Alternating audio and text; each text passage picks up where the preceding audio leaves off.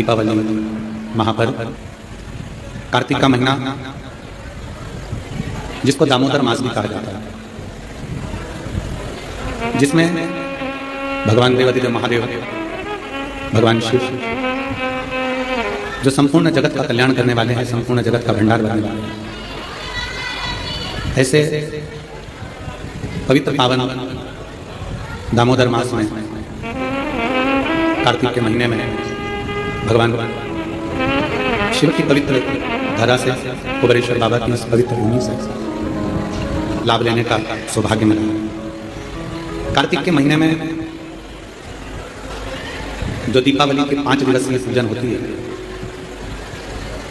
धनतेरस,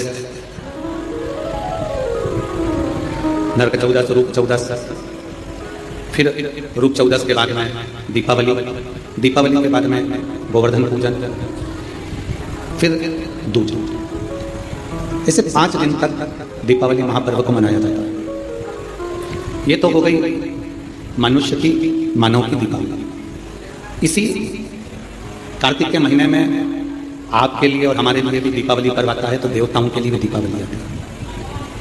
आपकी और हमारी जो दीपावली है वो ये कृष्ण पक्ष के अंतर्गत आ जाती है, और देवताओं की जो दीपावली है वो शुक्ल पक्ष के अंतर्गत आ जाती है। भगवान स्वयं वेदव्यास जी महाराज ने स्कंद पुराण में, विष्णु पुराण में, कूर्म पुराण में, ब्रह्मवैवर्त पुराण में और भी अनेक पुराणों में कार्तिक के महत्व का वर्णन किया। किस कार्तिक की महत्वता क्या है, दामोदर मास की महत्वता क्या है, ऐसा क्या है इस कार्तिक के महीने में, इस दामोदर मास में, जिसके अंतर्गत भगवान शंकर की आराधना करी जाए, कुबेरेश्वर बाबा की आराधना करी जाए, लक्ष्मी की आराधना करी जाए, श्री हरि नारायण की आराधना करी जाए। भगवान नारायण और लक्ष्मी की आराधना कर हम सब कुछ प्राप्त कर सकते, क्या नहीं कर सकते। जरा विचार करिएगा, कार्तिक महत्तम के अंतर्गत कथा आती है। सत्यभामा जी ने भगवान श्री कृष्ण से पूछ लिया कि मेरा पूर्व जन्म कैसा था और मेरा कौन सा पुण्य ऐसा रहा है, मेरे कौन से पुण्य के कारण यह कल्प वृक्ष मुझे प्राप्त था। यह वृक्ष तो किसी को मिल ही नहीं सकता। जो वृक्ष देवताओं के पास में है, जो वृक्ष देवताओं के पास विराजमान है, देवलोक में विराजमान है, वो कल्प वृक्ष मेरे सत्यभामा, जो मृत्यु लोक पर द्वापर में मेरा जन्म हुआ है, मेरे को ये कल्प वृक्ष कैसे, मुझे ये कैसे प्राप्त हो सकता। स्कंद पुराण का कार्तिक महत्तम वर्णन करता है। स्कंद पुराण का कि कार्तिक महत्तम की कथा में सत्यभामा जी भगवान कृष्ण से कहती हैं, मेरा पुण्य कौन सा है। जैसे आज आपको अपने अंदर एक विचार लाना चाहिए कि आपका कौन सा पुण्य है। कि कार्तिक का महीना और कुबेर भंडारी की भूमि, कुबेर धाम, अपना पुण्य क्या है। अभी हमारे समीर जी कह रहे थे कि पूजन किससे करा, हमने कहा सल्ला जी आई महाराज से उनसे करा दो, और मुंबई वाली हमारी सुधा किरण जी आई है उनसे करा दो, दिल्ली वाली दोनों से। कोई पुण्य हमारे होंगे। दामोदर मास, कार्तिक मास और कुबेर बाबा की भूमि कुबेरेश्वर, और आप और हमारे सबके पुण्य है जो ये कथा। तो सत्यभामा जी पूछ रही है कि ऐसा कौन सा पुण्य है हमारा, ऐसा कौन सा पुण्य हमने कर दिया जो पुण्य के बल पर आपने ये सुंदर वृक्ष, कल्प वृक्ष हमें प्राप्त हो गया, आप हमें प्राप्त हो गए। हमारा पुण्य कौन सा था। भगवान कृष्ण मुस्कुराए और मुस्कुराकर कार्तिक के महत्तम का वर्णन कर दिया दामोदर मास का कि सुनो सत्यभामा जी, तुम्हारे पिता मायापुरी के एक सुंदर आनंद में रहने वाले एक ब्राह्मण परिवार से, जिनका नाम देव शर्मा, जिनका गोत्र आंतरी था।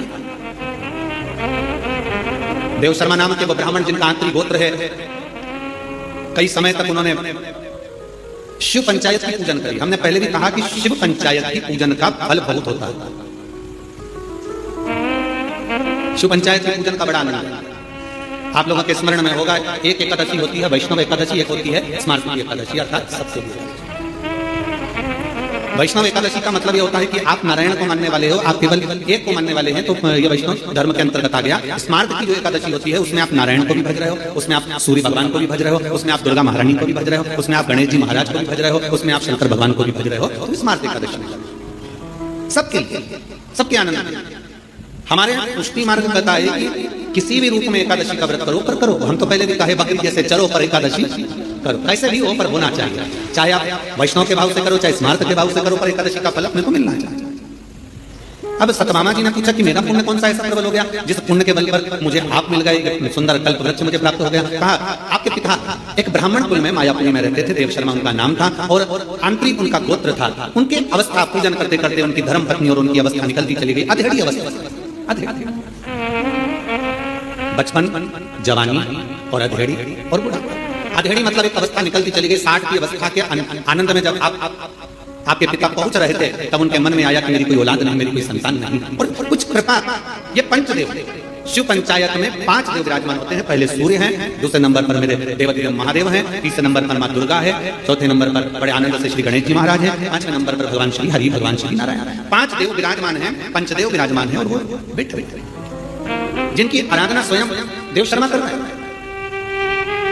सत्यभामा जी, आपके पिता के मन में भाव आया कि मेरे घर में औलाद नहीं, कोई औलाद आ जाए। भगवान से प्रार्थना करते, प्रतिदिन शंकर को 1 लोटा जल समर्पित करते। और जिस पंचायत में स्वयं शिव बैठे हैं तो शास्त्र कहता है उस पंचायत का निर्णय कोई नहीं करता, उस पंचायत का निर्णय देवाधिदेव महादेव ही करते, शिव ही करते। बोल बम का नारा है, सारी समस्या का हल। अब उसका निर्णय स्वयं भगवान शंकर करते हैं। इसलिए आप लोगों से कहते हैं कि आपकी पूजन की जगह में शंकर का शिवलिंग होना जरूरी है। भले आप ठाकुर जी की सेवा करो, राधा रानी की सेवा करो, लक्ष्मी जी की सेवा करो, नारायण की सेवा करो, ब्रह्मा जी की सेवा करो, देवी की सेवा करो, चाहे देवता की सेवा करो, किसी की भी सेवा कर रहे हो, किसी की पूजन कर रहे हो, उसमें शंकर का होना जरूरी है। जिस जगह शिव नहीं होता, जैसे दक्ष प्रजापति के यज्ञ में शंकर नहीं थे तो वहां पर विघ्न नहीं आया। जहां शिव नहीं है वहां विघ्न नहीं। शिव है तो विघ्न को टालता है, क्योंकि जिसका पुत्र ही विघ्नार्ता है, जिनके बेटे ही स्वयं गणेश जी विघ्नार्ता है, तो फिर तो विघ्न टालेगा शंकर भगवान वहां पर विघ्न।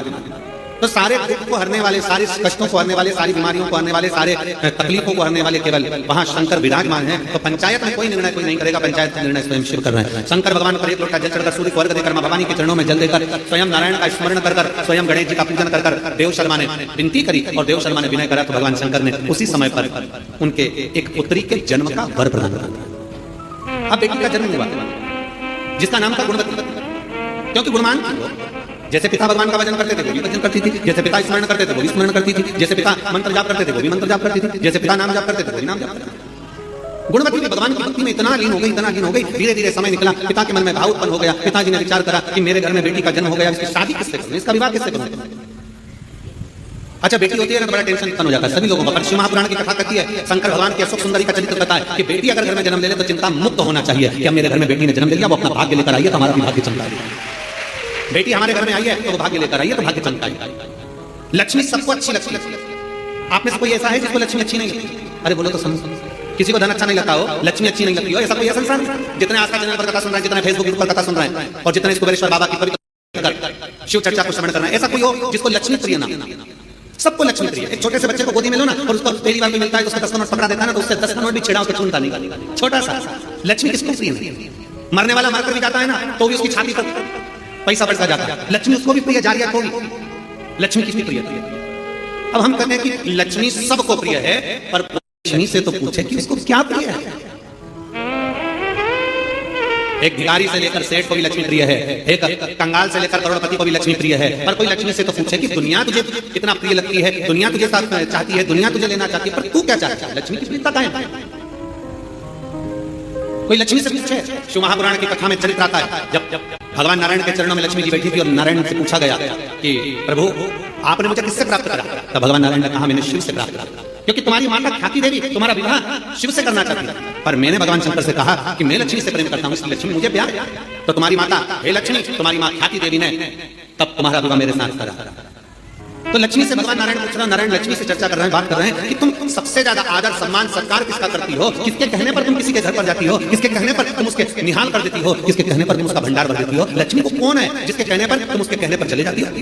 लक्ष्मी जी ने कहा अपने स्वामी भगवान नारायण से, केवल एक वो है देवाधिदेव महादेव जो कहते हैं मुझे। देवाधिदेव महादेव ने मुझसे कहा है कि जो 1 लोटा जल मेरे मंदिर में लेकर आए, क्योंकि लक्ष्मी ने कहा था मैं नारायण के चरणों की दासी हूं, तो मैं आपकी दासी हूं, आप बताओ मैं कहां रहूं? भगवान शंकर ने कहा कहीं नहीं लक्ष्मी, अगर कोई 1 लोटा जल लेकर शंकर के मंदिर में आए, जल चढ़ाकर जब वो घर जाए तो उसके लोटे के साथ उसके पीछे पीछे तू उसके घर में प्रवेश कर जाना, उसका दुख हल, उसका संकट। संसार के लोग तो नहीं आ सकते, पर परमात्मा शंकर को चढ़ाया गया 1 लोटा जल हमारे दुख हर लेता है। और देख लिया संसार हमने, सब मतलब के यार हमने देख लिया। झूठे नाते झूठे रिश्ते, झूठे नाते झूठे रिश्ते, अरे झूठा है संसार हमने देख लिया। सब मतलब के यार हमने देख लिया संसार हमने। लक्ष्मी जी कहती है मैं महादेव के कहने पर चली जाती। महादेव कहते हैं वहां जाना, शिव के अनुकूल लक्ष्मी जाती, शिव के कहने पर। सुनो सत्यभामा जी, आपके पिता देव शर्मा आपको प्राप्त कर बड़े खुश थे। सोचा कि बेटी का विवाह करूं, तब उन्हें स्मरण में आया मेरा एक मित्र है और वो प्राण त्याग कर चले गया है, उसका एक बेटा है जिसका नाम चंद्र है, उसका एक बेटा है जिसका नाम चंद्र है, मैं उससे विवाह कर देता हूं। तुम्हारे पिता देव शर्मा ने तुम्हारा विवाह चंद्र से कर दिया। समय बीता, वो भी ब्राह्मण कुल का बालक, इतना अच्छा बालक था जो भगवान की भक्ति में डूबा रहता था। सत्यभामा जी, समय निकल गया। कुछ समय निकलने के बाद तुम्हारे पिता देव शर्मा और चंद्र दोनों किसी तीर्थ के लिए जाने लगे, किसी तीर्थ की ओर अग्रणी होने लगे। और तीर्थ की ओर जब जाने लगे, तीर्थ में जाते जाते जाते जाते एक असुर की दृष्टि इन दोनों पर पड़ जाती है और एक राक्षस की दृष्टि पड़ने पर राक्षस ने विचार करा कि मैं कुछ भी करूं, इनका संहार करूं, इनको मार दूं, क्योंकि दोनों भगवत भजन करने वाले हैं। घर के अंदर, परिवार के अंदर जो भगवान की भक्ति करने वाला होता है, शिव मंदिर जाने वाला होता है, भगवत भजन करने वाला होता है, व्रत करने वाला होता है, पूजन करने वाला होता है, भगवान की भक्ति में डूबने वाला होता है, दुनिया के लोग जले ना जले पर घर के लोगों के मन में भी आ जाता है, ये आ गया बाबा जी, ये आ गई शुगर वाला महाराज की चेली, ये आ गए शंकर जी के भगत, अभी बहुत ज्ञान देंगे, बहुत समझाएंगे। अब बहुत सारी बातें लोग कहते हैं, सीधी बातें। तुम किसी मॉल में जाइए ना, कोई तुम्हें नहीं टोकेगा। तुम फटी हुई जींस पहनो ना, कोई तुम्हें नहीं टोकेगा। तुम कैसे भी रहो ना, कोई तुम्हें नहीं टोकेगा। तुम बाल भी आड़े आड़े बनाओगे तो कोई ना टोकने वाला। तुम कैसे भी कपड़े पहनोगे कोई नहीं टोकेगा। और जिस दिन तुमने धोती पहन ली, जिस दिन तुमने मस्तक पर तिलक लगा लिया, चंदन त्रिपुंड लगा लिया, गले में रुद्राक्ष की माला पहन ली, हाथ में रुद्राक्ष बांध लिया, और जिस दिन गले में रुद्राक्ष पहना और त्रिपुंड लगाकर और बड़े प्रेम के साथ तुम मार्केट में से निकल कर बताओ, सारी दुकान वाले, मोहल्ले वाले, कॉलोनी वाले सब तुमको देखेंगे ये कहां किया, ये है कौन, इसकी दृष्टि क्या है, इसका स्वरूप क्या है। और अगर पहचान वाले मिलेंगे तो ये जरूर कहेंगे भैया किसके चक्कर में आ गए, बाबा बनोगे क्या, संत बनोगे क्या, साधु बनोगे क्या, तपस्वी बनोगे क्या, लोग कह देते हैं। कितनी जल्दी पहचान में आते हैं। और देखो, संसार के वस्त्र पहने तो पहचान में नहीं आओगे, और परमात्मा के वस्त्र धारण करोगे तो पहचान में जरूर आओगे। ये हमारे संस्कार है, ये हमारे संस्कार है, ये हमारे जीवन का सुख है, हमारे जीवन का एक आनंद है। सत्यभामा जी, तुम्हारे पिता और तुम्हारे पति दोनों जा रहे थे, इतने में ही एक असुर की दृष्टि पड़ गई और उन्होंने उनको समाप्त कर दिया। दोनों तीर्थ करने जा रहे थे, भगवत भजन करने जा रहे थे, इसलिए कहीं ना कहीं शिव तत्व को उन्होंने प्राप्त करा था। इसलिए भगवान भोलेनाथ की कृपा हुई और नंदी लेकर शंकर भगवान पधारे और तुम्हारे पिता और तुम्हारे पति दोनों को नंदी पर बिठाकर शिव की लाश लेकर चले जाए। तुम अकेले हो। सत्यभामा जी, तुम्हारे आंखों में रुदन था, नेत्रों से जल बह रहा था। एक तरफ पिता चले गए, दूसरी तरफ पति चले गए, विधवा का जीवन कैसे जियोगी, रोती बिलखती, आंखों से आंसू बहाती, करूं तो करूं क्या, कहां जाऊं, किससे कहूं। जब व्यक्ति अकेला पड़ जाता है, सब जगह से छूटकर अकेला जब हो जाता है, तब उस परमात्मा को याद करता है, तब उस भगवान को याद करता है। कितना विचित्र जमाना है। पहले के समय में मंत्र चलते थे, बीच के समय ऐसा आया था जब तंत्र चलते थे, वो समय भी गया। फिर एक समय आया जिसमें यंत्र चलते थे, और आज कलिकाल का वो समय है जिसमें षड्यंत्र चलते थे।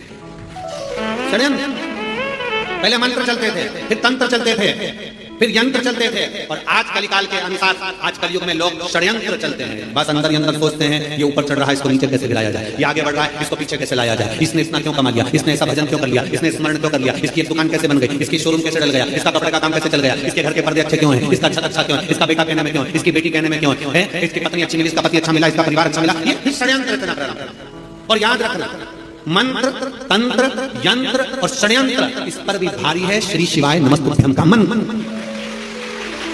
इस पर भी भारी है श्री शिवाय नमस्तुभ्यं का मंत्र। और शिव तत्व कहता है, भगवान शंकर की पावन कथा कर रही है, भगवान का ये पवित्र 3 दिवसीय शिव चर्चा में प्रथम दिवस की चर्चा कर रही है कि सत्यभामा जी, तुम्हारी आंखों में जल भर गया, क्या करती, विचार कर समय बीतता गया, कार्तिक का महीना आ गया, दामोदर मास आ गया, तुम कहां जाओ, तुम्हारे स्मरण में आया कि मेरे पिता शंकर की आराधना करते थे, इसलिए सत्यभामा जी तुम शिव के मंदिर में जाना प्रारंभ कर दी, शंकर की आराधना करना प्रारंभ कर दी। शिव की ऐसी आराधना करी कि शंकर को जल चढ़ाकर जब तुम आती थी तो एक आंवले के वृक्ष के नीचे जल चढ़ा देती थी, आंवले के वृक्ष के नीचे से आती थी और घर में प्रवेश कर जाती थी। प्रतिदिन तुम्हारा एक नियम बन गया, शाम के समय कार्तिक का महीना, और तुम्हें स्मरण नहीं आया कि कार्तिक का महीना है, क्योंकि तुम वैधव्य जीवन जी रही थी, आंखों में जल भरा हुआ था, रो रही थी, तुम्हें सुध नहीं थी। कब कार्तिक आया तुम्हें मालूम नहीं पड़ा, कब दामोदर मास आया तुम्हें मालूम नहीं पड़ा, और कार्तिक के महीने में तुमने दीप दान करना प्रारंभ करा। प्रत्येक दिवस तुम शाम के समय पर शिव मंदिर में जाकर बेलपत्र के वृक्ष के नीचे जाकर, तुम प्रत्येक दिवस आंवले के वृक्ष के नीचे जाकर, तुम प्रत्येक दिवस पीपल के वृक्ष के नीचे जाकर एक दीप दान करने लगी, और वो दीप दान का पुण्य फल इतना प्रबल हुआ कि एक दिन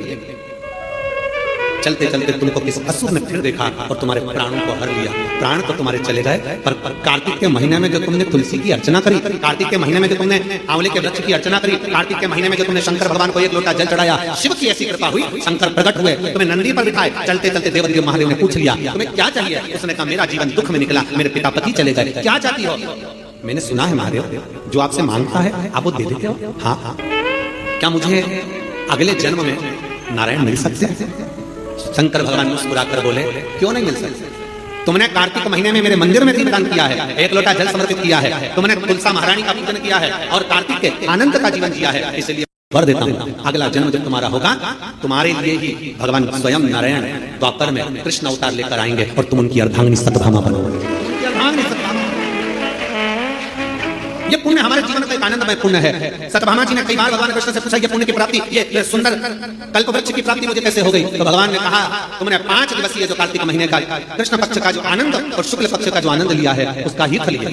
और उसी कार्तिक के महीने की दीपावली पर्व, लोग कहते हैं दीपावली एक दिन की है। शिव महापुराण की कथा में स्कंद पुराण के अंतर्गत शास्त्रों में वर्णन आता है कि देव दीपावली में भी पीछे पचवीगन स्नान का फल मिलता है और कार्तिक महीने की इस अमावस्या के अंतर्गत भी 5 दिवसीय दीपावली महापर्व का आनंद मिलता है। धनतेरस, रूप चौदस, दीपावली, पड़वा और दूज, ये 5 दिन तक दीपावली महापर्व चलता है। दीपावली महापर्व में हम क्या कर सकते हैं, हम क्या भगवान को दे सकते हैं। अभी आपको कहा कि सारी दुनिया लक्ष्मी को चाहती है, और लक्ष्मी से कोई पूछे कि तू क्या चाहता है, लक्ष्मी से कोई पूछे तुम क्या चाहता है, तो लक्ष्मी जी भी कह देगी बस मैं इतना चाहती हूँ कि महादेव के प्रति, भगवान के चरणों के प्रति आपका विश्वास जहां पर बढ़ा, आपका विश्वास जहां प्रबल हुआ, लक्ष्मी जी कहती है मैं वहां पर मैं हमेशा खड़ी हुई और तुम्हारे घर में हर पल में। पूजन का विधान बताते हुए स्वयं शास्त्र वर्णन करता है हमारे यहाँ। धनतेरस के दिन की जो पूजन है, उस धनतेरस के दिन की पूजन में आप अपने घर में जितनी भी आप लक्ष्मी की पूजन जब आप करें, दीपावली की पूजन करें, उसमें मुहूर्त देखिए, मनाना मुहूर्त पूछिए, मनाना कोई मुहूर्त लिखा हुआ है उसका स्मरण करें। धनतेरस की पूजन करने में, रूप चौदस की पूजन करने में, पड़वा की पूजन करने में, दूज की पूजन करने में आपको मुहूर्त की जरूरत नहीं। आपको प्रदोष काल, शाम का जो प्रदोष काल का समय होता है उस समय पर बड़े प्रेम के साथ में, आनंद के साथ में, एक सुंदर आनंद से, अगर घर में मार्बल या कोटा फर्श वगैरह लगा हो तो कपड़े से ही पोंछ लो, और अगर कच्चा मकान हो तो गोबर से थोड़ा सा लीप कर सुंदर आनंद के साथ में भगवान का जहाँ मंदिर देवालय शिवालय है, बड़े आनंद से आपके घर में जो पूजन का जगह है उस पूजन की जगह पर थोड़ा सा लीप कर या कपड़ा फेर कर वह आनंद के साथ एक सुंदर चौक पूर लीजिए, और चौक पूर कर उसमें थोड़ा सा चावल दाना या गेहूं का दाना रखकर उस पर एक चौरन, चौकी, आटा जो भी आप रख सकते हो उसको रखकर एक सुंदर वस्त्र बिछाकर एक सुंदर सी थाली में स्वस्तिक कंकु के रोली का एक स्वस्तिक बनाइए, बनाकर उसको थाली के ऊपर, उसको पाटे के ऊपर जो कपड़ा बिछा है उसके ऊपर रख दीजिए। रखकर घर में कोई चांदी का सिक्का हो, चांदी का सिक्का ना हो, चांदी का कॉइन ना हो तो अपना जो कॉइन आता है, 1 का सिक्का, 2 का सिक्का, जो भी कॉइन आता है वो रख दीजिए। और रखकर उसको जो मोली आती है लच्छा बांधने वाला, हाथ में बांधने का जो नाड़ा आता है, मोली होती है लच्छा, उससे उसको हल्दी लगाकर लपेट दीजिए और बाबा को थाली में रखकर सुंदर आनंद के साथ में माता लक्ष्मी का स्मरण करते हुए 7 दिए घी के लंबी बाती, एक या तेल का दिया लक्ष्मी जी के लेफ्ट हैंड पे। जैसे लक्ष्मी जी को जब पूजन करने बैठोगे तो लक्ष्मी जी का मुख आपकी ओर होगा कि नहीं होगा, आप ऐसे बैठे हो तो लक्ष्मी का मुख आपकी ओर, तो दिया आएगा किस ओर, मतलब आप जब पूजन करने बैठोगे तो आपका जो सीधा हाथ होगा लक्ष्मी जी का वो उल्टा, उस उल्टे हाथ की ओर एक तेल का दीप लगाकर लंबी बाती का और 7 दिए लंबी बाती के घी के, आटे के दिए, वो एक प्लेट में, एक थाली में रख लीजिए। पूजन का सामान कंकु, चावल, रोली, मोली, हल्दी की गांठ, अमरवेल, कमलगट्टा, खड़ा धना, गुड़, ये सब सामग्री रखकर, कुछ भोग लगाने की सामग्री, कुछ धूप बत्ती आदि इत्र आदि सामग्रियां रखकर, पुष्प आदि रखकर, जो क्वाइन तुमने रखा है, सिक्का तुमने रखा है, 7 दिए सीधे हाथ पर लक्ष्मी, 7 दिए जो तुमने आटे के बनाए उसमें लंबी बत्ती कर सीधे हाथ पर बनाए, उल्टे हाथ पर तेल का दिया जलाकर पूजन की थाली में जो सामग्री रखी है जल का छींटा देकर, बड़े प्रेम के साथ वस्त्र समर्पित कर और रोली, चंदन, मोली, हल्दी जो भी है, मेहंदी आदि सब सामग्री समर्पित कर 5 अमरबेल के टुकड़े, 7 कमलगट्टा, 5 अमरबेल के टुकड़े, 7 कमलगट्टा, 5 हल्दी की गठान, ये सब अपने हाथों में लेकर माँ लक्ष्मी से प्रार्थना कर कुबेरेश्वर महादेव से विनती कर शिव की आराधना कर नारायण की आराधना कर दामोदर भगवान की आराधना कर माँ लक्ष्मी की आराधना कर दोनों हाथों से समर्पित कंकु, रौली उस सिक्के के ऊपर धीरे धीरे कर डालें, हल्दी धीरे धीरे कर उस पर डालें, और जो 7 दिए आप भोग लगाने के बाद, प्रसाद रखने के बाद में, फिर जब 7 दिए जो तुमने थाली में लिए हैं, प्लेट में लिए हैं, उससे माता लक्ष्मी की आरती करें। कुबेरेश्वर महादेव का स्मरण कर आरती करिए। आरती रख दो, पर आरती को लेना नहीं, आरती भगवान की, भगवान को आरती रखना। झोली पसार कर माता लक्ष्मी से प्रार्थना करिए, माँ मैंने कुबेरेश्वर बाबा से विनय करी है, मैंने कुबेर भंडारी से विनय करी है, माँ आप नारायण के साथ, कुबेर के साथ, रिद्धि सिद्धि के साथ, गणेश जी महाराज के साथ आप मेरे घर में पधारिए, मेरे घर आप आइए, आपका निवास बनाइए, आप रुकिए। माँ हमें बहुत सारे अवगुण, हे लक्ष्मी माता, हे नारायण, हे शंकर, हे उग्रदानी, हे गणेश जी महाराज, हे रिद्धि सिद्धि, हे कुबेर, हमें बहुत अवगुण है।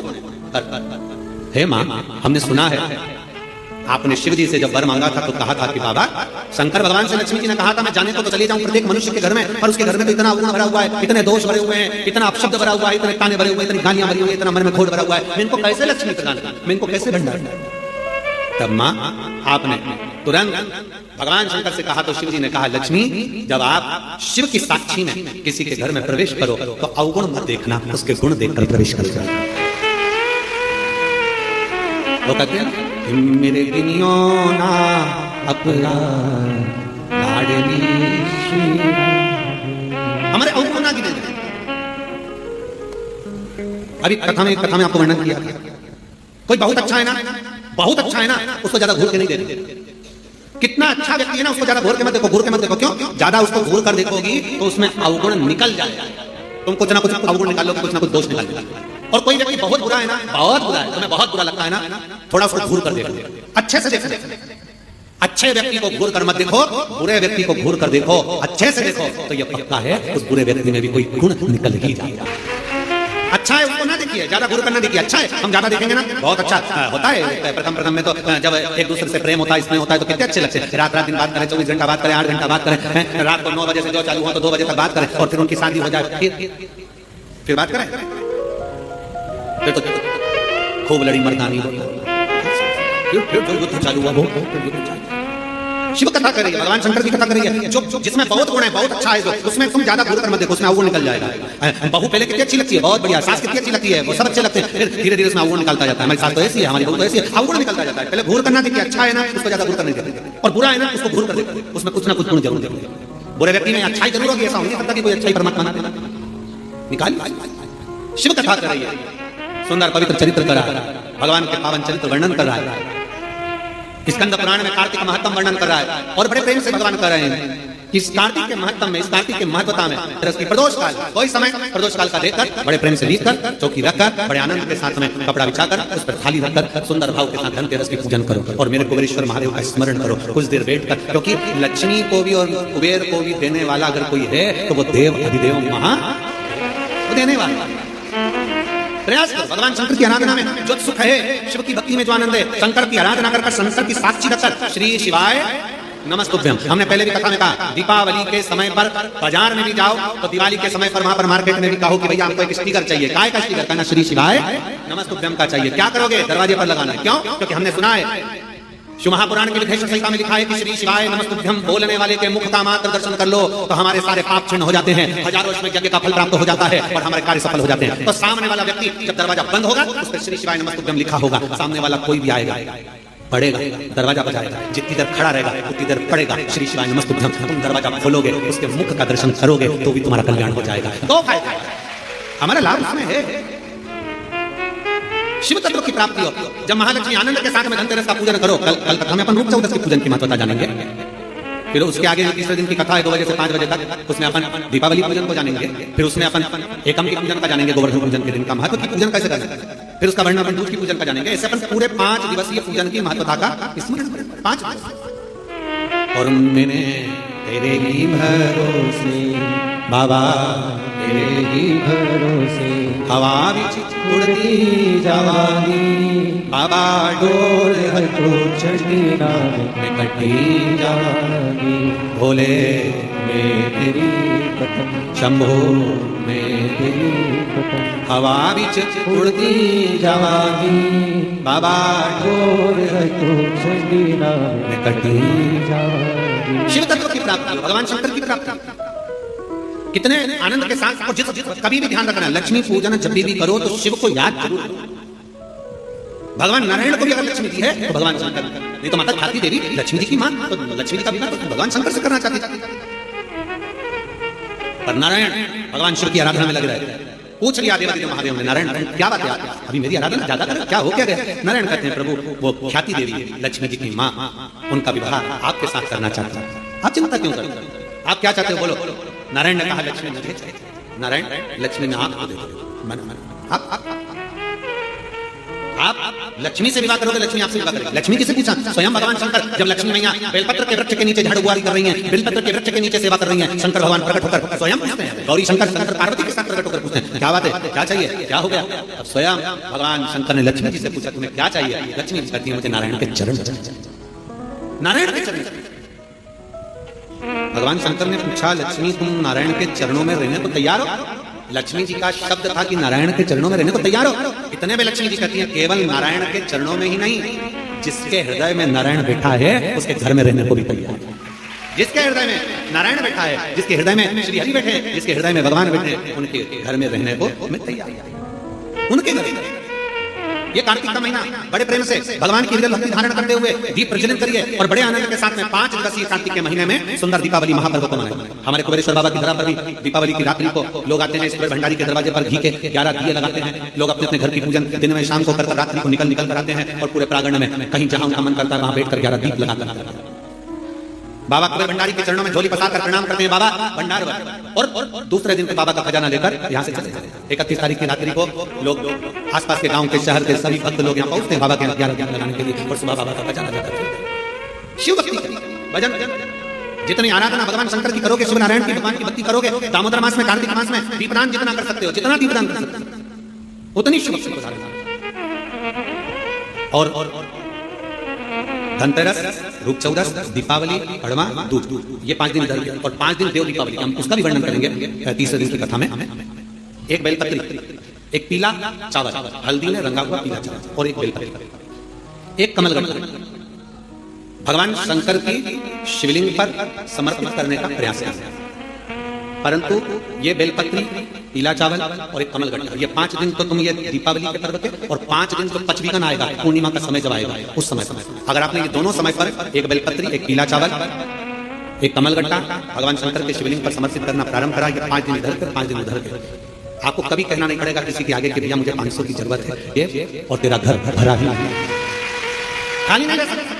और बाबा से प्रार्थना हम यही करते हैं, हमेशा करते हैं, किसी स्त्री की गोद खाली ना रहे और किसी पुरुष की जेब खाली ना रहे। बाबा भरता जरूर है। एक बेलपत्री, एक पीला हल्दी का चावल, एक दाना चावल और एक जम के बोलो कमल, एक कमल भगवान शंकर के शिवलिंग को समर्पित करिए। भगवान शंकर के शिवलिंग को समर्पित बड़े भाव के साथ में, आनंद के साथ में और दिल से बाबा से 5 दिन ये दीपावली के समय पे धनतेरस, रूप चौदस, दीपावली, पड़वा और दो और उधर भी जब पूर्णिमा आएगी उसके पहले उसका वर्णन हम कर देंगे फरीदाबाद की कथा, उसका पूरा वर्णन करेंगे फरीदाबाद की कथा में। क्या करना ये 5 दिन इधर के 5 दिन उधर, बड़े प्रेम से शिव महापुराण की कथा के माध्यम से हम किस तरह से दीपावली मना सकें, किस तरह से हम पर्व मना सकें, किस तरह से हम भगवान को रिझा सकें, किस तरह से हम लक्ष्मी को अपने दरवाजे तक, अपने द्वार तक, अपने घर तक बुला सकें। हमारा परिश्रम, हम पूजन तो करते हैं, भारत की भूमि पर रहने वाला ही नहीं, विदेश में रहने वाला भी सनातनी लक्ष्मी पूजन करता है। भारत की भूमि पर ही नहीं, संपूर्ण विश्व में रहने वाला सनातन धर्म को मानने वाला शंकर की आराधना करता है। पर उसके जीवन में लक्ष्मी कैसे प्राप्त हो? करता तो वो जिंदगी भर आ रहा है, लगातार कई वर्षों से पूजन कर रहा है, पर वही हर दीपावली पर पूजन करता है, उसके बाद भी उसको कहीं ना कहीं लोन उठाना पड़ता है, हाथ जोड़ना पड़ते हैं, किसी के आगे जाकर बोलना पड़ता है, तब कहीं थोड़ा सा रुपया उसके पास में एकत्रित होता है। उसका खुद का क्यों नहीं है? स्वयं का क्यों नहीं? शिव महापुराण के अंतर्गत एक बड़ा सुंदर संवाद स्कंद पुराण के अंतर्गत आता है, कार्तिक महत्तम।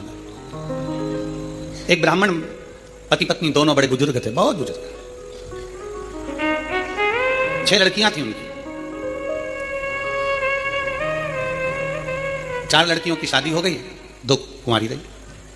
अब 2 लड़कियां कुंवारी हैं, 4 का विवाह हो गया, अपने अपने घर पहुंच गई। पर जिनके घर में उनका विवाह हुआ वहां पर भी वो दुखी थी और मायके में भी वो दुखी थी। होता है किसी किसी के ललाट पर जो लिखा होता है उसको कौन टाल सकता है? माता पिता अपनी बेटी का विवाह क्यों करते हैं? क्योंकि अगर उसको यहाँ दुख है तो वहां जाकर सुख भोग ले। अगर यहाँ तकलीफ की जिंदगी उसने जी है तो वहां जाकर उसको अच्छी जिंदगी मिल जाए। माता पिता तो ये विचार करते हैं। भारत की भूमि पर ही नहीं, पूरे देश में रहने वाले, विदेश में रहने वाले जितने भी अपनी बेटी का विवाह करते हैं तो यही विचार से करते हैं कि हमारी बेटी सुखी रहे। और अपन लोग भी कहते हैं खुशी खुशी कर दो विदा, तुम्हारी बेटी राज करे। हर एक व्यक्ति यही विचार करता है कि बेटी जहां ब्याहे वहां सुख पाए। पर कई बार ऐसी स्थिति बन जाती है कि लड़की मायके में भी माता पिता को देखकर दुखी रहती है कि पापा मम्मी का क्या होगा, इनके पास में कुछ भी नहीं, उनके पास में क्या होगा, कौन संभालेगा इनको, कौन देखेगा इनको, कुछ भी नहीं है। भाई हो तो वो देख ले, बहनें सब अपने घर चली जाएगी, कौन देखेगा। और माता पिता भी अपना पूरा जीवन जो उन्होंने लगाया अपने बच्चों के लिए निकाल देते हैं। पर समय ऐसा आ जाता है कि बेटी का विवाह ये सोच कर करा जाता है कि वो सुख भोगेगी। पर कई बेटियों की जिंदगी में मायके में भी दुख होता है तो ससुराल में भी दुख हो जाता है। अब किससे कहे, किसके पास जाकर रोए। मायके में अगर बहुत धन होना तो पापा से कह सकती है पापा मेरे घर में ये तकलीफ है। मायके में बहुत बेबा होना तो अपनी मम्मी से कह सकती है मम्मी मेरे घर में ये तकलीफ है। पर मायका भी देखा हुआ है उसका और ससुराल भी देखा हुआ है। मायके में भी तकलीफ है और ससुराल में भी। अब किससे कहने जाएगी, किसको कहेगी, किससे प्रार्थना करेगी वो। तो शिव महापुराण की कथा कहती है, स्कंद पुराण कहता है कि ब्राह्मण ब्राह्मणी बुजुर्ग हैं, उनकी 6 लड़कियां हैं, 4 लड़कियों का विवाह हो गया पर वो चारों भी सुखी नहीं है। अब किसके पास जाए। माता पिता तो शंकर के मंदिर के बाहर बैठकर थोड़ी सी भिक्षा मांग लेते हैं, भिक्षा में आटा चावल मिल जाता है, थोड़ी सेवा कर लेते हैं भगवान की। और उस आटा चावल को जो मिलता है तो ब्राह्मण भी इतने विचित्र हैं वो पति पत्नी कि जो भिक्षा में मिलता है शंकर जी के मंदिर में शाम को पहुंचते हैं प्रदोष काल में, और प्रदोष काल में शिव जी के मंदिर में पहुंचकर उस भिक्षा के हिस्से कर देते हैं। और हिस्से भी करते हैं तो 5 हिस्से। अब प्रदोष काल में मंदिर में गए, मंदिर में जाकर जो भिक्षा मिली, आटा मिला, चावल मिला, शक्कर मिली, गुड़ मिला, जो भी सामग्री मिली, जो भी पदार्थ मिला, उसके 5 हिस्से कर दिए। 5 हिस्से क्यों? एक शंकर भगवान को दे देते हैं, दूसरा वो पीपल के वृक्ष के नीचे जाते थे तो एक हिस्सा पीपल का निकाल देते हैं, दूसरा वो आंवले के वृक्ष के नीचे जाते हैं तो एक हिस्सा आंवले का निकाल देते हैं, और तीसरा चौथा हिस्सा वो ले जाकर बेलपत्री के वृक्ष का निकाल देते हैं, और 5वां हिस्सा स्वयं का रख लेते हैं। 3 वृक्ष का हिस्सा हो गया, एक शंकर जी का हिस्सा हो गया, और 5वां हिस्सा स्वयं का हिस्सा। अब थोड़ा सा तो भिक्षा मिला, थोड़ी सी भिक्षा मिलने पर भी, अब इतनी सी भिक्षा प्राप्त होने के बाद, इतनी सी भिक्षा मिलने के बाद अगर वो थोड़ा सा एकत्रित कर कर ले भी गया और घर में 6 बेटियां, पति पत्नी, 8 लोगों का परिवार, उसमें से 4 का विवाह भी हो गया तो 2 बेटी और 2 माता पिता, कैसे गुजारा हो, कैसे गुजारा। विचार किया। आपका काम है शंकर के मंदिर तक जाना, आपका काम है शिवालय तक जाना, आपका काम में अपना जो है उसमें से कुछ अंश शिव को दे देना, ये आपका कार्य है। अब शिव का क्या कार्य है वो शंकर जाने। तेरे मंदिर में आना मेरा काम है और मेरी बिगड़ी बनाना तेरा काम। तेरी चौखट तक मैं आ ही गया, मुझे दर्श दिखाना तेरा काम। अब उसके ऊपर निर्भर है। क्यों हमने अभी कथा के शुरू में कहा कि मकान मिले ना मिले पर पता मिल जाना चाहिए, भगवान मिले ना मिले पर शिव कथा मिल जाना चाहिए। उसका कारण केवल इतना सा है कि भगवान मिलता कब है, जब हम कथा को श्रवण करते हैं। भगवान राम ने शबरी को कहा, माता शबरी अम्बा के दरवाजे पर कहा कि तुम सत्संग करो, कथा श्रवण करो, संगत करो।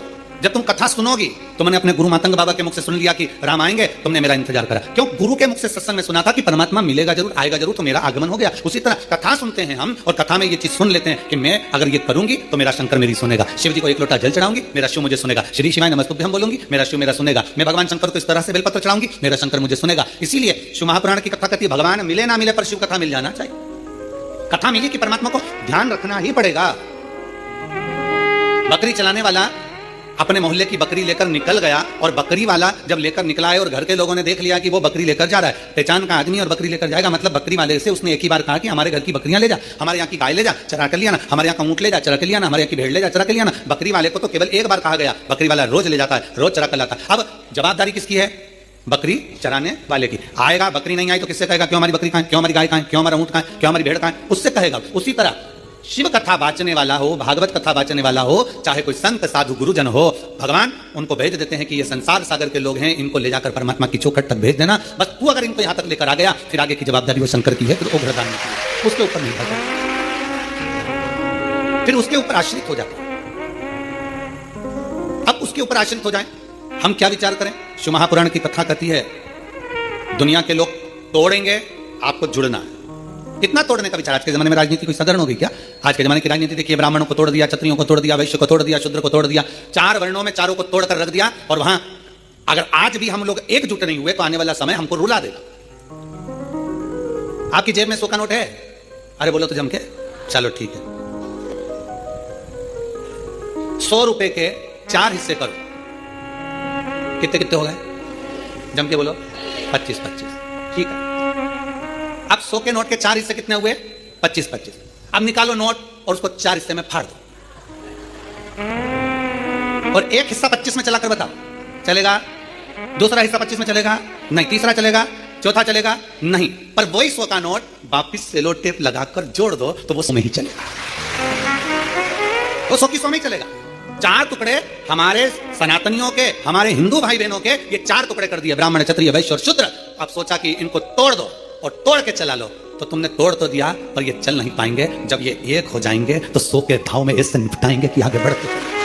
एक हो, टुकड़े की मूलता नहीं है यहाँ। अगर टुकड़े टुकड़े हो गए तो कोई नहीं पूछने वाला। अगर हम एकजुट हो गए, एकजुट होकर अगर हमने अपनी जिंदगी जिए तो उसका एक आनंद हो जाए। एकजुटता में आनंद था,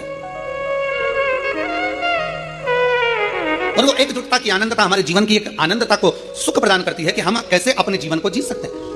शंकर भगवान के मंदिर में गए दोनों बुजुर्ग, बूढ़े ब्राह्मण ब्राह्मणी, और भगवान शंकर के मंदिर में 5 हिस्से कर दिए। 5 हिस्से कर एक हिस्सा शिव का छोड़ा, पीपल के वृक्ष के नीचे गए, दूसरा हिस्सा पीपल के वृक्ष के नीचे दिया, तीसरा आंवले के वृक्ष का नीचे दिया, चौथा बेलपत्री के वृक्ष के नीचे दिया, और 5वां जो हिस्सा थोड़ा सा आटा चावल जो भी मिला होगा उसको अपनी 2 बेटियां और स्वयं बड़े प्रेम से पा लेते। कभी कभी नहीं भी मिलता तो वो कैसे होगा, किससे कहें? वो 4 बेटियों का विवाह करे, वो भी दुखी, किससे जाकर कहे? किससे भी नहीं करे? शिव महापुराण की कथा कहती है, जब एक लड़की का विवाह हो जाता है और वो अपने ससुराल पहुंच जाती है, और ससुराल में पहुंचने के बाद जब वो देवादिदेव महादेव को 1 लोटा जल चढ़ाती है, तो वो लड़की का चढ़ाया गया, बहू का चढ़ाया गया, बेटी का चढ़ाया गया जल, 1 लोटा जल वो साधारण नहीं होता। पुरुष जब शिव पर जल चढ़ाता है तो उसका खुद का कुल तरता है, पर घर की बहू, घर की स्त्री, घर की मां, घर की बेटी जब शंकर भगवान को जल चढ़ाती है तो उसमें से आधे जल का हिस्सा उसके मायके वालों को मिल जाता है और आधे हिस्सा उसके ससुराल वालों को मिल जाता है। 71 पीढ़ी वो मायके की भी तार रही है और 71 पीढ़ी वो अपने ससुराल की भी तार रही है। 71 पीढ़ी वो यहां भी पार लगा रही है और 71 पीढ़ी वहां भी पार लगा रही है। आधा हिस्सा इधर का हो गया, आधा हिस्सा उधर। एक नारी जब विवाह हो जाता है, घर पहुंच जाती है, उसका 2 गोत्र हो जाता है, अपने नाना नानी का अर्थात उसके मायके का गोत्र और उसके ससुराल। जब उसके 2 गोत्र, स्त्री के 2 गोत्र हो जाते हैं पर पुरुष के 2 गोत्र नहीं होते, उसका एक ही रहता है। तो ब्याह कर लाएगा पर उसका गोत्र नहीं, वो मान्य होगा। इसलिए हमारे सनातन धर्म में जब पिंडदान करने के लिए जाया जाता है, जब गया जी पहुंचते हैं, हरिद्वार पहुंचते हैं, प्रयागराज पहुंचते हैं, काशी आदि पहुंचते हैं, पिंडदान करते हैं, तो वहां पर ब्राह्मण देवता पूछते हैं कि तुम्हारे नाना नानी का भी पक्ष बताओ और तुम्हारे दादा दादी का भी पक्ष बताओ। 2 कुल देखे जाते हैं, इधर से भी उधर से। माता पिता दुखी, बेटियां 2 घर में कुंवारी, समय बीतता गया। जो 4 बेटियां ब्याही थी बड़ी दुखी थी। दुखी होने के कारण बस एक बार वो अपने पिता से मिलने के लिए आई, विचार करा कि हमारे दुख हमारे माता पिता को श्रवण करेंगे, पर माता पिता तो पहले से दुखी हैं, किससे कहें? ये चीज हमें सीखना चाहिए। अब अपनी पड़ोसन तो पहले से दुखी और ऊपर से तुम जाके बोलो मेरी बहू बड़ी परेशान करती। अब उससे पूछो पड़ोसन से, तो मेरी तो और जगदम्बा है। कोई तन दुखी, कोई मन दुखी, कोई धन बिन रहत उदास, तुलसी या संसार में सुखी राम का दास। इस संसार में केवल एक सुखी है, वो भगवान का जो दास है, परमात्मा की जो शरणागति ग्रहण करने वाला है, भगवान का जो भजन करने वाला है, बस वो सुखी है। दामोदर मास की कथा, कार्तिक मास की कथा कहती है, बेटियां दुखी होकर, उनको नहीं मालूम था कार्तिक का महीना था, दामोदर मास था, बेटियां आज अपने पिता के घर आ गई। पिता के घर आती और पिता के घर में बेटियों ने 4 बेटियां आकर निवास करने लगी। पिता की आंख में जले, मैं क्या दूं इनको? अभी तो मेरे पास में इनको देने के लिए भी कुछ नहीं है, मैं इनको क्या प्रदान करूं? कार्तिक का महीना, दामोदर मास, दोनों बुजुर्ग माता पिता ने स्नान करना प्रारंभ किया। कार्तिक का स्नान करते, शिव के मंदिर में जाकर सेवा करते, चाकरी करके दोनों पति पत्नी कुछ भिक्षा के लिए बैठ जाते, बैठते भिक्षा के लिए जो मिलता लेकर 5 हिस्से कर घर पहुंच जाते। अब 5वां हिस्सा होता भी इतना सा कि एक गासा मतलब एक कोरा रोटी का टुकड़ा या इतना सा चावल मुख में पहुंच जाए। अब 8 लोगों का परिवार और फिर कुछ प्राप्त होता है, बड़ा मुश्किल। आज बूढ़ी माँ ने, बुजुर्ग ब्राह्मणी ने अपने पति से कहा, सुनो 4 बेटियां घर में आई हैं और 2 बेटियां घर में हैं। हमें बेटियों का चेहरा देखकर लगता है कि बेटियों को तकलीफ बड़ी बहुत। कहते हैं दुनिया में बुखार नापने का भी एक यंत्र मिल सकता है, बीपी नापने का एक यंत्र मिल सकता है, दुनिया में शुगर नापने का भी यंत्र मिल सकता है, सारी बीमारियां नापने का यंत्र मिल सकता है, पर दुनिया में किसी का दिल नापने का यंत्र नहीं मिल सकता। दिल को नापना बड़ा, उसका यंत्र नहीं है, और उसका यंत्र है केवल एक मां। घर का पिता और घर की मां एक ऐसी होती है जो घर में रहने वाली बेटियों का, घर में रहने वाले बेटों का, घर में रहने वाली बहुओं का, घर में रहने वाले पोता पोती का मुख देखकर जान जाती है कि इसको क्या तकलीफ है। वो यंत्र केवल माता पिता के पास होता है, केवल एक मां और पिता के पास के सिवा कोई यंत्र किसी के पास नहीं हो सकता। और शास्त्र कहता है, शिव महापुराण की कथा कहती है, 3रे नंबर पर आता है गुरु। वो यंत्र गुरु के पास भी होता है, पर माता पिता अपने बच्चे से कह देते हैं कि तुझे ये तकलीफ है, पर गुरु कभी नहीं कह सकता कि तुमको ये तकलीफ है। गुरु हमेशा यंत्र है, उसके पास में भी वो यंत्र होता है कि वो देख लेता है कि कितना दुखी है, पर गुरु नहीं कहता कि ये दुखी है। गुरु हमेशा कहता है मुस्कुराइए, खुश रहिए, सुखी रहिए। और मुस्कुराता हुआ गुरु अपने सामने से निकल कर चले जाए, देखता हुआ मुस्कुराता हुआ चले जाए, समझ लेना कि गुरु ने वो यंत्र से नाप लिया है और गुरु ने तुझे देकर कुछ भेज दिया है। वो गुरु है, नहीं देगा गुरु कुछ भी, कुछ नहीं देगा। तुम विचार करो, किसी गुरु के पास में करोड़ों का धन हो ना, तो गुरु जी के पास जाकर कहना गुरु जी करोड़ों का धन हमको दे दो, ना देगा गुरु। गुरु कभी नहीं देगा। आप गुरु जी के पास जाकर कहना गुरु जी तुम्हारे पास में इतना है, हमको थोड़ा बहुत दे दो, नहीं देगा गुरु, बिल्कुल नहीं देगा। क्यों? क्योंकि गुरु जानता है आज अगर मैंने इसको थोड़ा दे भी दिया ना, तो ये मेरे पास नहीं आएगा, तो दूसरे के पास जाएगा और इसकी मांगने की आदत पड़ जाएगी। पर गुरु देता नहीं है, पर गुरु उसको निगाह से देखकर मुस्कुराकर ऐसा वर देकर चले जाता है कि अब तुझे मांगना नहीं पड़ेगा, तू उससे प्राप्त खुद कर सकता है। हम किसके दरवाजे पर जाए? बुजुर्ग माता पिता ने विचार करा, बूढ़ा बूढ़ी ने विचार करा, हम करें तो करें क्या? विचार करते करते आंखों में जल भर गया। बेटियों का भरण पोषण कैसे करा जाएगा, बेटियों के लिए क्या करा जाएगा? दोनों पति पत्नी चले रोते रोते, नेत्रों में जल भरते हुए। पति ने कहा चिंता मत करा, 5वां हिस्सा लेकर जा रहे थे और सारे वृक्षों के नीचे हिस्सा देते हुए चले जा रहे थे। दामोदर मास था, कार्तिक का महीना था। आज पत्नी के मुख से निकल गया, थोड़ा सा घी आया हुआ है, एक काम करते हैं 5 जगह इस घी का हिस्सा करना है, तो भगवान के मंदिर में दीप लगा देते हैं। पति ने कहा घी तो आया है पर कपास नहीं है। पत्नी ने अपने तन की साड़ी को फाड़ लिया।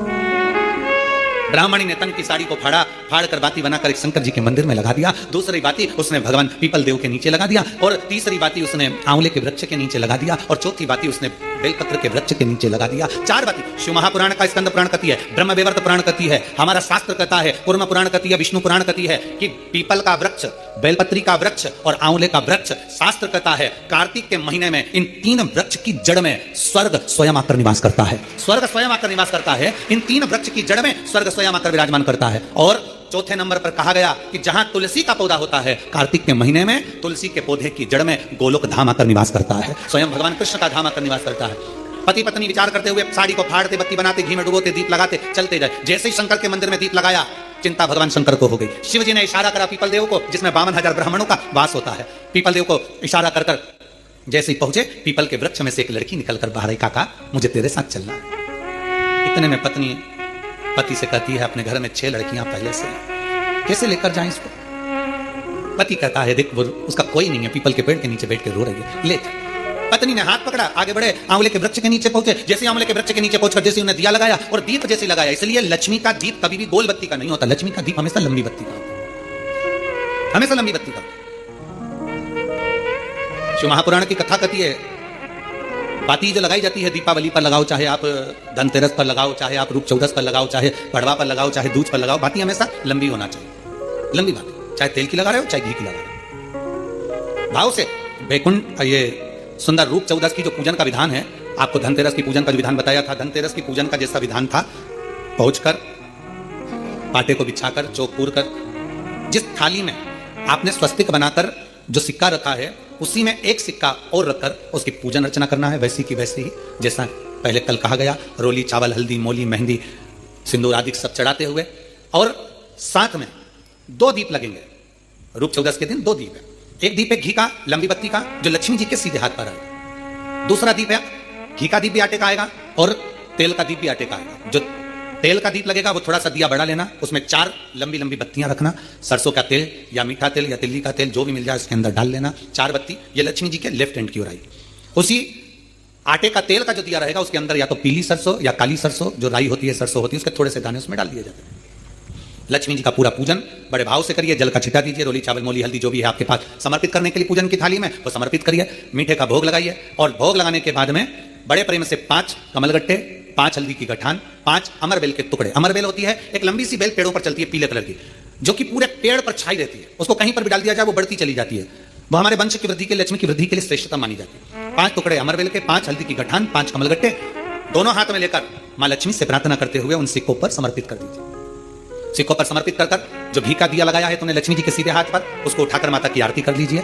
जो तेल का दिया है, घी का दिया वापस रखकर आरती के बाद में, जो तेल का दिया है 4 बत्ती वाला जो तुम जलाकर रखी हो, उसको पूरे घर में घुमाकर, रूप चतुर्दशी के दिन, रूप चौदस के दिन, नरक चौदस के दिन, पूरे घर में घुमाकर, सारे घर के दरवाजे खोलकर बड़े प्रेम से घुमाकर, मुख्य द्वार के बीच में जो घर से बाहर निकलने वाला द्वार है उसके ठीक बीचों बीच वो दिया 4 बत्ती का रख देना चाहिए। कुछ देर के लिए दरवाजे खुले रखना चाहिए। पूरे घर में माता लक्ष्मी का स्मरण करते हुए श्री शिवाय नमस्तुभ्यम बोलते हुए दिया रखकर जब वापिस आए, माता लक्ष्मी को झोली पसार कर प्रणाम कर कर कहें, माँ हमारे घर में निवास करो।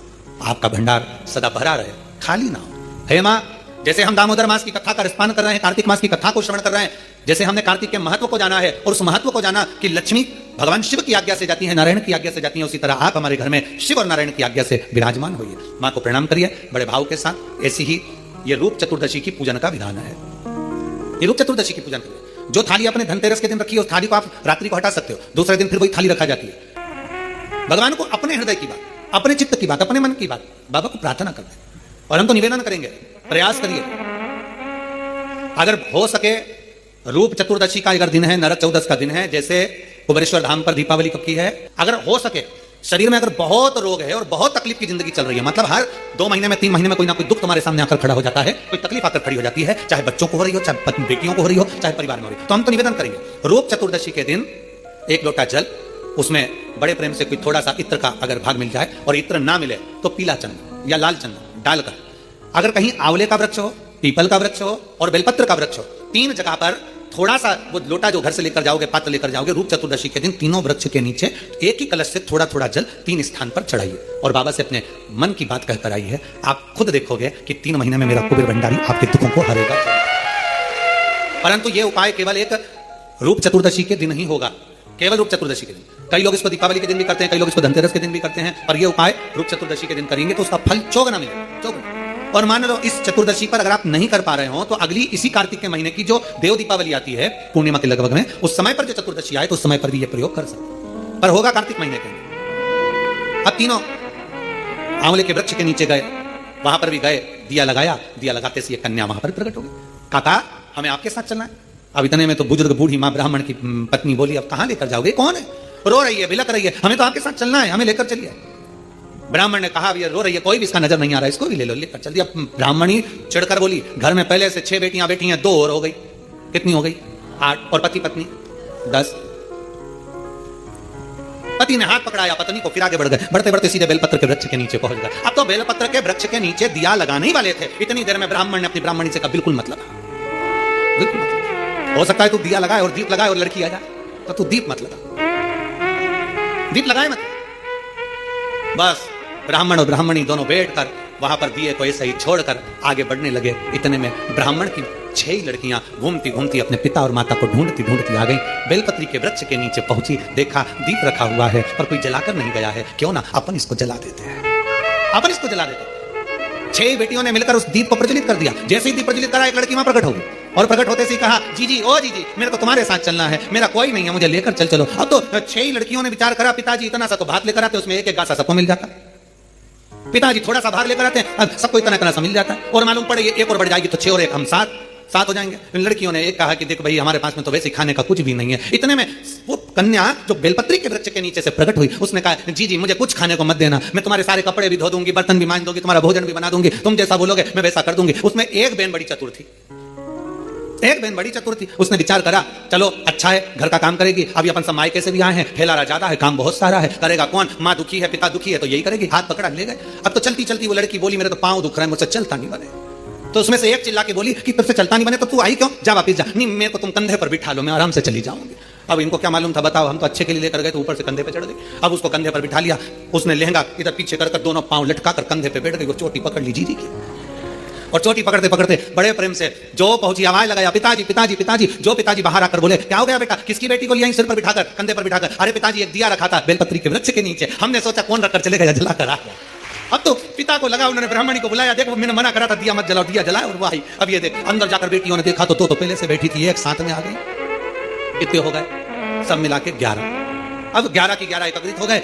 अब बेटियां बड़ी भूख से व्याकुल, अन्न का भाग नहीं, थोड़ा सा करे तो करें क्या करें। इतने में पीपल के वृक्ष के नीचे से जो बेटी निकली, आंवले के वृक्ष के नीचे से जो बेटी निकली, बेलपत्र के वृक्ष के नीचे से जो बेटी निकली, ब्राह्मण पिता ने और ब्राह्मणी ने दोनों ने मिलकर उन तीनों का नाम पावनी लक्ष्मी रख दिया। कौन सी लक्ष्मी? पावनी। पावनी का मतलब जानते हो? पावनी का मतलब होता है मेहमान। कौन सी लक्ष्मी है? पावनी लक्ष्मी, मतलब हमारे घर में मेहमान बनकर कोई लक्ष्मी। अब ब्राह्मणी ने पूछा कि इनका नाम क्या रखे, तो कह रहे तो पावनी लक्ष्मी। अब इन्होंने नाम रख दिया पावनी लक्ष्मी। अब तीनों को नाम पावनी लक्ष्मी। अब एक ने कहा जो पीपल के वृक्ष के नीचे से निकली, मैं जाती हूँ अभी भोजन बनाती हूँ। तो इतने में ब्राह्मणी आंख में आंसू भरकर बोली, बेटी तू इतनी सी तो रखी है, भोजन क्या बनाएगी, कुछ भी तो खाने का नहीं है, अपन एक काम करेंगे कल भिक्षा मांग कर लाएंगे तब बनाएंगे। इतने में लक्ष्मी ने उसी समय पावनी लक्ष्मी बोली, माँ तू तो बर्तन बता दे, बर्तन कहाँ रखा है, बस बर्तन बता मैं बना दूंगी। तो बनाएगी क्या, अन्न हो घर में तो बनाएगी ना। अरे माँ तू बता तो सही, तू मुझे बता कहाँ रखा। तो इतने में ब्राह्मणी ने पूछा घर में अन्न नहीं है तो तू देगी क्या। इतने में पावनी लक्ष्मी ने कहा, माँ एक बूढ़ा बूढ़ी पीपल के वृक्ष के नीचे आते थे, अपने अन्न का एक हिस्सा रख कर जाते थे। शंकर भगवान बोले हैं उनके अन्न का पूरा हिस्सा चुका कर आना है, इसलिए मैं तुम्हारे दरवाजे पर आई हूं। माँ भागवता बर्तन दिए, भोजन बनना तैयार हुआ। जैसे ही भोजन बनकर तैयार हुआ, सबने पाया ऐसा स्वादिष्ट भोजन, आज पेट भरकर जिंदगी में पहली बार भोजन करा। भोजन कर बर्तन मंच कर रखे ही थे, कोई रिश्तेदार कभी नहीं आता था क्योंकि धनी नहीं। सुख के साथी हजारों हैं जब दुख पड़ा तब कोई, धन के साथी हजारों हैं जब धन नहीं तो कोई। अब धन नहीं, कोई रिश्तेदार नहीं आता था। आज सब भोजन कर आराम से बस चक होकर खूब आनंद में रह रहे थे, खूब प्रेम से बात कर रहे थे। इतने में जो मामा कभी नहीं आता था वो मामा आ गया, और मामा आकर दरवाजे लगाया, दरवाजा बजाया, और आवाज बजाकर जैसे दरवाजा बजाया जीजी आई बाहर। बहन ने कहा, भैया तू इतने सालों के बाद आज आया है, कैसे आना हुआ। बहन यहाँ से निकल रहा था, बहुत भूख लग रही थी, सोचा तेरे घर का भोजन करते हुए चले जाऊं। अब ब्राह्मणी ने मन में सोचा जो भोजन था वो तो सब हम खा गए, 11 की 11 पूरा निपटा गए, कुछ बचा तो है, अब तुझे दे तो दे क्या प्रदान करे। इतने में दूसरी लक्ष्मी, पावनी दूसरी लक्ष्मी आंवले के वृक्ष के नीचे की बोली, अरे माँ क्यों चिंता करती है, तुम्हारा मामा तुम्हारा भाई हमारा मामा बिठा, अभी हमें भोजन बना के लाती हूँ। दूसरी ने जैसे कहा भोजन, तो इतने में ब्राह्मणी ने कहा कि भोजन पहली वाली तो दे दी पीपल का भाग, अब तू कहां से लाएगी। दूसरी बोली, एक ब्राह्मणी आते थे आंवले के पेड़ के नीचे भिक्षा रख कर जाते थे, हिस्सा मेरे को भगवान शंकर जी बोले हैं उनका हिस्सा पूरा चुका कराना, इसलिए मामा को भी खिलाकर भेजती हूँ। जो भोजन बनाया मामा तो चक खाया, वहीं पड़ गया, वहीं सो गया। मामा जैसे सोया खूब आनंद में रहे। अब सब की सब आनंद में सो रहे थे, सब आनंद चक से सो रहे थे। तीनों कन्याओं ने दो ने उठकर आखिरी पावनी लक्ष्मी से, पार्वती जी की उस बेलपत्री के वृक्ष के नीचे से निकली हुई उस कन्या से कहा, जीजी अब तेरी बारी है, तू अब कुछ कर। पावनी लक्ष्मी ने कहा, चिंता मत करो। ब्राह्मणी को जगाया और ब्राह्मणी से कहा, एक काम कर, पूरे घर का कोठा साफ कर दे, झाड़ू को घर के पीछे रख दे, चलनी पर कपड़ा ढाक दे, सूपड़े को छुपा कर रख दे, और मैं इस कोठे में सोऊंगी, तू बाहर सो जा। बेटा ब्राह्मणी बोली, कोठे में तो तुझे डर लगेगा। ना ना माँ तू बाहर सो, मैं कोठे में सोऊंगी। बेलपत्र के वृक्ष से निकली हुई वो कन्या कोठे में सोई। कन्या ने जो दृष्टि करी, चारों तरफ पूरा धन से कोठे को भर दिया, भर कर बाहर निकल। जैसे ही बाहर निकली, निकलते से ही उसी समय पर मामा ने देख लिया, आधी रात को जीजी की छोरी बाहर जा रही है। अब उसको क्या मालूम था, मामा कभी जिंदगी में आया हो तो मालूम हो कि जीजी की छोरी 6 थी, ये तो दिखने में कितनी हो गई, पूरी की पूरी ना। उसको क्या मालूम जीजी की छोरी बाहर जा रही है। इतने में मामा उठ गए, मामा ने उठकर हाथ पकड़ लिया, हाथ पकड़ कर कहा, बेटी कहां जा रही है। तो इतने में कहा, बस मेरा काम था पूरा कर दिया, मैं जा रही हूं। मामा जी बोले, कभी मामा के घर नहीं आएगी। तो इतने में बोली, अभी चल चल, अभी चलो। हाथ पकड़कर मामा बेटी को घर लेकर गए। मामा की दशा भी ठीक नहीं थी। कहा, मामा चलनी को ढाक दे, झाड़ू पीछे रख दे, कोठे को लेपन कर दे, मैं यहाँ सोऊंगी। मामा कहे, बेटा अकेली कहाँ सो पाएगी। कहा, मामा तू जा। मामा को बाहर भेजा, कोठे को धन से भर दिया। तीनों बेटियां एक जगह से इकट्ठी होकर चली तो ब्राह्मणी ने हाथ जोड़कर कहा, तुम कौन हो, कौन हो। कहा, बाबा दामोदर मास में कार्तिक के महीने में तुमने शिव की अर्चना करी, शंकर के मंदिर का झाड़ू बुआरी कर दीप का दान किया, पीपल के वृक्ष का दीप दान करा, आंवले के वृक्ष का दीप दान करा, बेलपत्री के वृक्ष का दीप दान करा, तो शंकर भगवान की करुणा से हम तीनों ने आपका भंडार भरा। भगवान ब्राह्मणी बड़े आनंद में झूमने लगे। ये शिव कथा, ये शंकर की अभिजल कथा है। कार्तिक महीने में दीपदान का बड़ा महत्व है, इसलिए दीपावली की रात्रि को यहाँ कुबेर भंडारी के दरवाजे पर लोग आते हैं, 11 दीप घी के जला कर जाते हैं, दूसरे दिन बाबा का खजाना लेकर जाते हैं। तो ये तो दिल से लोग बाबा के दरवाजे पर आते हैं। और आपको तो बड़े प्रसन्नता, 31 तारीख को दीपावली महापर्व मनाकर लोग 1 नवंबर को बाबा के दरवाजे पर आकर खजाना लेकर बाबा का भजन कर जाते हैं। कभी मौका लगे तो दीपावली की रात्रि को आकर एक बार दर्शन करना बाबा के धाम का। ऐसा लगता है पूरा बैकुंठ और कैलाश मेरे बाबा का इस कुबेरेश्वर धाम में आकर बस जाता है। पूरा बैकुंठ कैलाश सारे तीर्थ होकर आइए और एक बार कुबेरेश्वर धाम होकर जाइए। कुबेरेश्वर बाबा की धरा पर कहीं पर भी सुबह से लेकर शाम तक बैठोगे, ऐसा शांति का महान आनंद उत्पन्न होगा। ऐसा लगेगा कि हम कहां आ गए। सारे तीर्थ घूमो पर आखिरी में एक बार कुबेर भंडारी के दरवाजे पर चलो और देख लिया संसार हमने देख लिया, सब मतलब के यार हमने देख लिया। लक्ष्मी जी को अपने घर में बुलाना चाहते हैं पर सभी माता लक्ष्मी को अपने घर में बुलाना चाहते हैं पर कोई लक्ष्मी जी से पूछे कि वो कहाँ जाना चाहेंगे। कल जैसी आवाज़ करो, परसों कल अच्छी आवाज़ थी, आज बिल्कुल गड़बड़ कर दी है। कोई माता लक्ष्मी जी से पूछे कि वो कहाँ जाना चाहते हैं, किस स्थान पर वो रहना चाहती हैं, किस स्थान पर वो जाना चाहती हैं, किस स्थान पर वो रहना चाहेंगी, किस स्थान पर वो जाना चाहेंगी। एक आपका विचार होता है कि लक्ष्मी हमारे घर आए, महालक्ष्मी हमारे घर में प्रवेश करे। शिव जी से भी भगवान नारायण ने यही बार बार कहा कि मैं माता लक्ष्मी को देखकर, भगवान नारायण ने लक्ष्मी जी को देखकर ये बोला कि मुझे लक्ष्मी चाहिए, ये लक्ष्मी हमारी हो जाए, ये लक्ष्मी हमको प्राप्त हो जाए। ये स्वयं भगवान नारायण भी भगवान शंकर से कहते हैं कि लक्ष्मी हमें प्राप्त हो, ये लक्ष्मी हमें मिले। शंकर भगवान ने माता ख्याति देवी से, शिव जी ने माता ख्याति देवी से केवल एक ही बात कही कि ख्याति माँ, आप लक्ष्मी जी का विवाह मेरे साथ करना चाहती हो, आप लक्ष्मी जी को मुझे परणाना चाहती हो, मेरे साथ में विवाह करना चाहती हो। पर लक्ष्मी को नारायण को दिया जाए तो वो श्रेष्ठता होगी। नारायण से क्या मतलब है?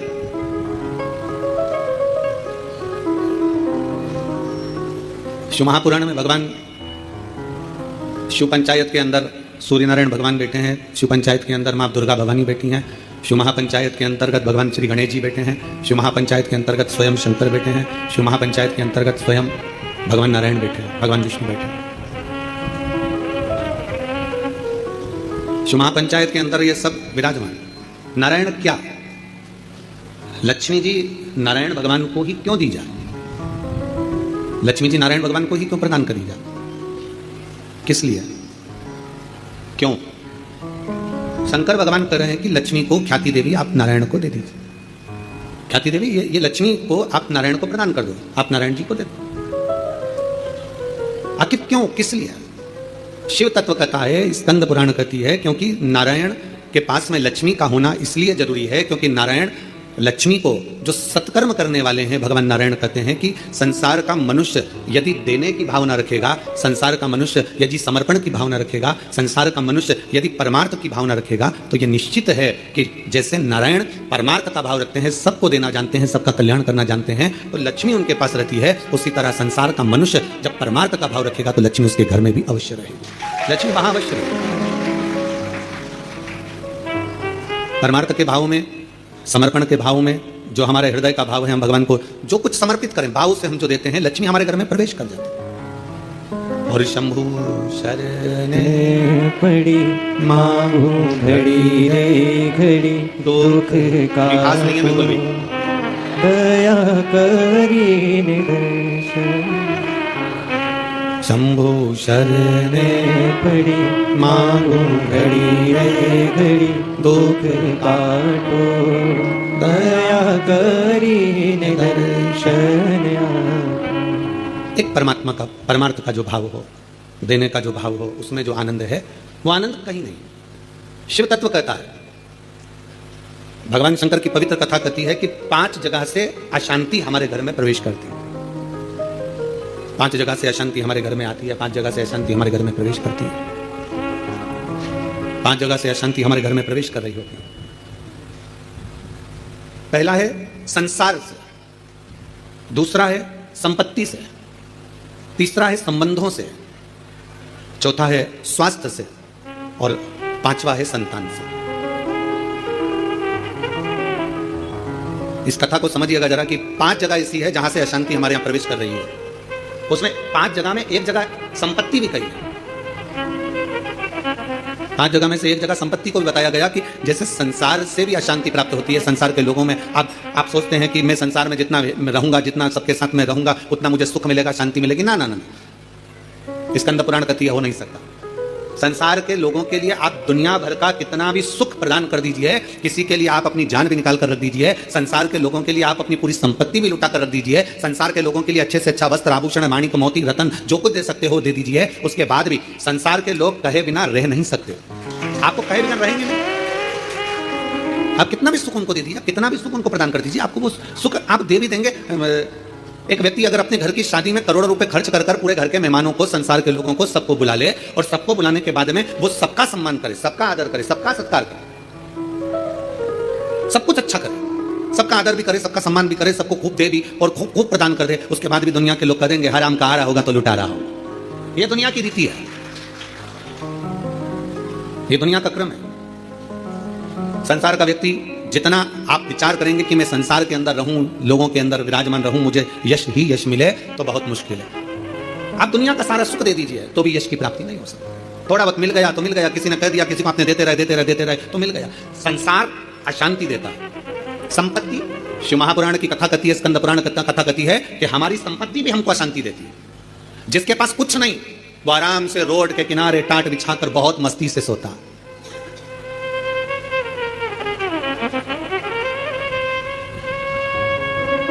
और जिसके पास में बहुत कुछ है, सारी संपदा भरी पड़ी हुई है, सारी दौलत भरी पड़ी हुई है, सुंदर बंगला है, डनलप का गद्दा है, एसी भी लगा है, पलंग भी लगा है, नौकर चाकर सब कुछ लगे, सब कुछ, तो भी उसको नींद नहीं आती। कितना सुंदर कहा गया शिव महापुराण के अंतर्गत, कितनी सुंदर बात कही गई कि शिव महापुराण की कथा, कई लोग कहते हैं गुरुजी आपकी कथा होती है तो वहां 1 किलोमीटर दूर तो गाड़ी रोक दी जाती है। शिव महापुराण की कथा होती है तो पैदल चलकर बहुत दूर तक जाना पड़ता है, बहुत दूर तक।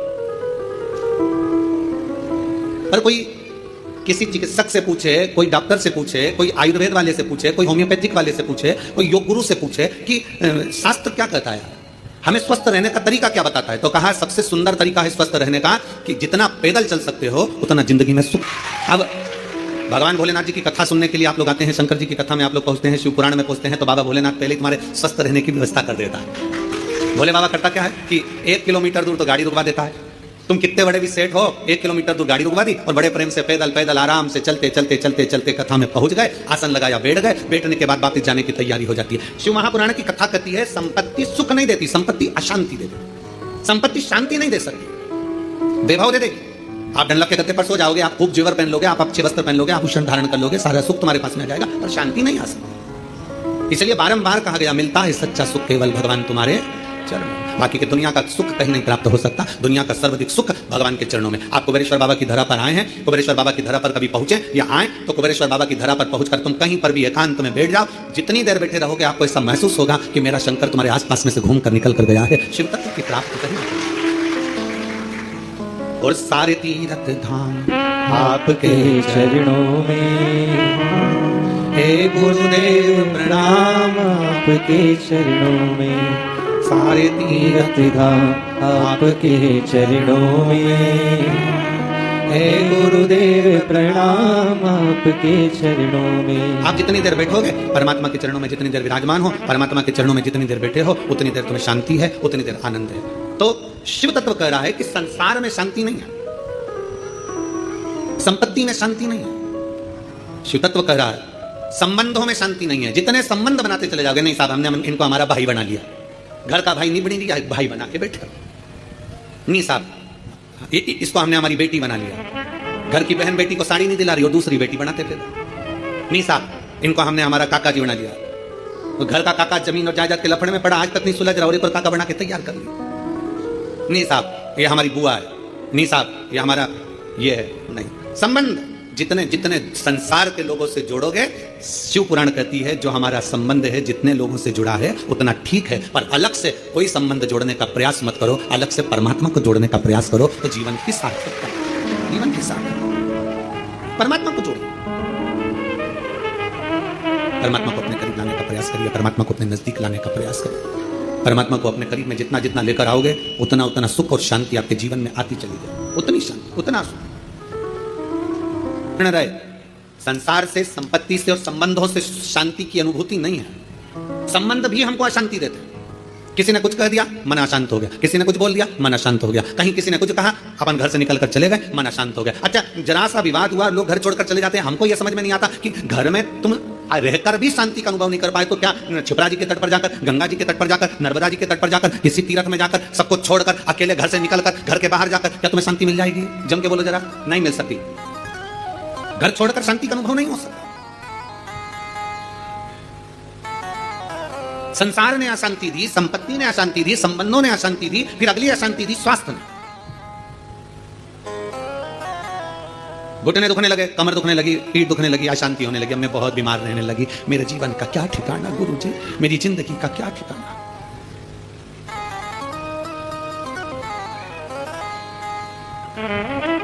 कभी अगर मौका लगे ना, एक बार भविष्य पुराण का अध्ययन करिएगा। गीता प्रेस गोरखपुर की भविष्य पुराण लीजिए और उसका अध्ययन करिए। भविष्य पुराण का जब अध्ययन करेंगे तो उस अध्ययन में आपको निकलेगा कि परमात्मा ने जब हमको जन्म दिया तो जन्म के समय पर हमारी खोपड़िया में एक मैग्नेट लगा दी, एक चुंबक लगाई। परमात्मा ने हमारी खोपड़िया में, हमारे मस्तिष्क में, हमारे भेजे में, हमारे सिर के अंदर, हमारे मस्तिष्क में एक चुंबक लगाया। कभी अगर भविष्य पुराण पढ़ें तो उसमें अध्ययन करिएगा, हमारे मस्तिष्क में एक चुंबक परमात्मा ने जन्म के समय पर, पैदा होने से पहले, हमें बनाने से पहले, माता के गर्भ में जब हम पड़े हुए थे, हमारा मस्तिष्क बन रहा था तो इसमें एक चुंबक फिट कर दिया। इसलिए मरने के बाद जब अंतिम संस्कार होता है, अंतिम संस्कार में जब मुर्दा आधा जल जाता है तो उसकी खोपड़िया को फोड़कर कपाल क्रिया करी जाती है। आपके इधर करते कि नहीं करते वो हमको नहीं मालूम। हमारे इधर की रीति है, बांस में लोटा बांधकर उसमें घी भरकर उसके घर के बेटों से, उसके पोता पोती से वहां पर खड़ा करवा के पोते से खोपड़िया में वो डंडा पड़वा कर वहीं घी उंडेलवा कर डंडे को फेंक दिया जाता है, उस बांस को फेंक दिया जाता है। देखा है आप लोगों ने इसको? भगवान जब हमें जन्म दिया, परमात्मा ने जब हमको पैदा करा, उस समय पर माथे में, मस्तिष्क में, भेजे में एक चुंबक लगा। क्या करती है वो चुंबक? चुंबक का कार्य क्या है? चुंबक का कार्य है, अगर आपने पैसा पैसा पैसा पैसा सोचा विचारा, दिन रात पैसे पैसे में लिप्त रहे तो व्यक्ति, वो मस्तिष्क में जो चुंबक लगी है वो पैसे को अपनी ओर खींचती है। मतलब मनुष्य पैसे को आसक्ति के रूप में अपनाना प्रारंभ कर दे। अब चुंबक का दूसरा कार्य क्या है?